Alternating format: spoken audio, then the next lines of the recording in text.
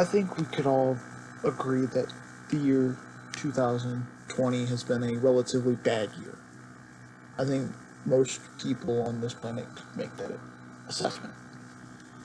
Well, it has struck the baseball world now because Tom Seaver, Tom Terrific, one of the best starters throughout the 70s, has passed. Um, I'm not going to get into too much of Seaver's career. I'll probably do a video on that later, maybe this weekend, maybe tomorrow. Um, but what I do want to talk about with Seaver is there was two pitchers that when my dad was alive that he would talk about because he was an avid baseball fan. There was two pitchers that he would talk about: Bob Gibson and Tom Seaver. To him, those were the two greatest pitchers ever. Um, I mean, what can you say about Tom Seaver that hasn't been said? One of the greatest pitchers of all time. For the longest time, he had the highest rating to get into the Hall of Fame. Like a 98.4. World Series winner, no-hit thrower. I mean, there's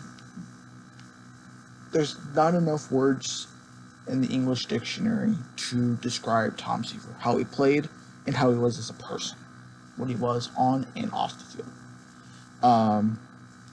But I will get more into Seaver later on when because I will do a video of Tom Seaver's career because I feel like that's a necessity. But to baseball that was being played yesterday, two records are now set by current players and teams. Josh Hader, reliever for the Brewers, who seemed like was going to get traded, but their asking price was, I think, way too high, set the record for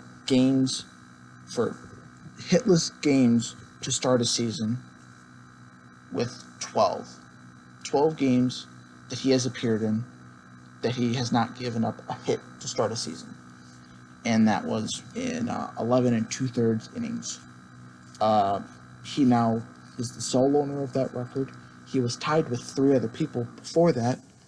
That was Justin Wilson in 2017 of Detroit, Scott Alderud of the Phillies in 1999, and John Franco of the Reds in 1987. Now, Josh Hader was dominant before this year. I mean, he's shown that he can struggle, especially in the playoffs. But he changed the way he plays. According to StatCast, last year he threw about 80% fastballs. So 8 times out of 10, you know what's coming. And that helps you out immensely. Now it's 62% is, I think, what it was. According to StatCast, is what they have him at. I believe so. Yeah, 68.2% fastballs and 31.8% sliders. His slider's nasty anyway.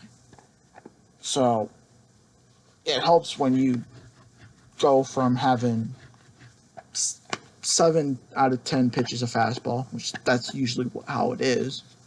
Fastball is usually your best pitch. And then you get them on the off speed.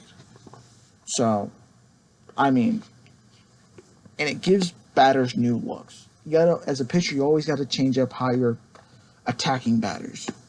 That Hader has made that adjustment, considering he's thrown fastball. He's usually a fastball heavy pitcher out of the bullpen, and he's just shown that he can evolve with the hitters evolving with him.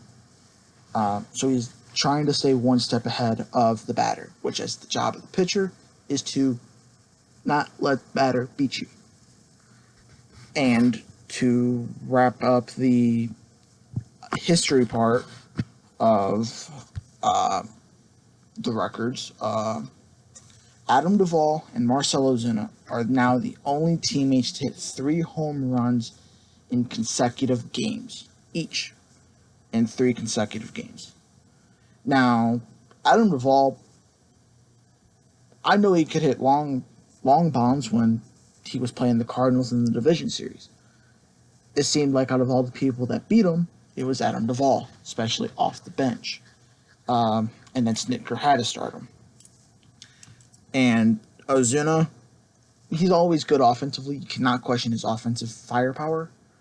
But no, they are the first teammates to hit 3 home runs each in consecutive games. The only 2 teammates that you could put into that same category is Babe Ruth and Lou Gehrig. The only difference is, with Duvall and Ozuna, is Gehrig and Ruth did it back-to-back days because it was a doubleheader. So they had one game on the 21st going into the 22nd, I believe was how it was, if I am correct, which, according to MLB's website, yeah, Babe Ruth and Lou Gehrig are the only other teammates to produce 3 homer games on consecutive days. But because a doubleheader was involved, the Yankees legends actually did so within the span of 4 games between the 21st and 20th of May, 1930. Baseball, to me, is the greatest sport out there. You can make the argument because if you like stats, you can find any stat you can nitpick. You can nitpick anything in baseball. Football, you really can't, unless you maybe make the case for backups and for bench players and stuff like that.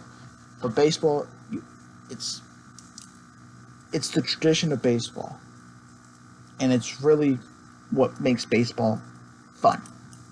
Especially when something like this happens and you look into it, you're like, has anyone done that before?